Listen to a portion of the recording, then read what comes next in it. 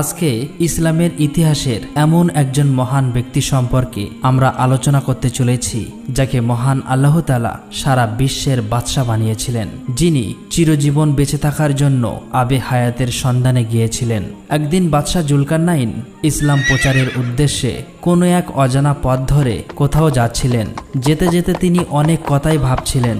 কিছুক্ষণ যাবার পর বাদশাহ জুলকারনাইন ক্লান্ত হয়ে পড়লেন। তাই তিনি কোনো এক জায়গায় বিশ্রাম নিচ্ছিলেন। মনে মনে ভাবছিলেন কিভাবে সারা দুনিয়ায় ইসলাম ধর্ম প্রচার করা যায়, কিভাবে পৃথিবীর পূর্ব থেকে পশ্চিমে আল্লাহর তৌহিদের বাণী ছড়িয়ে দেওয়া যায়। এদিকে আসমানের এক ফেরেশতার সাথে জুলকারনাইনের মাঝে মাঝে কথাবার্তা হতো। এমন সময় হঠাৎ করে আসমানের সেই ফেরেশতা বাদশাহ জুলকারনাইনের কাছে হাজির হলেন।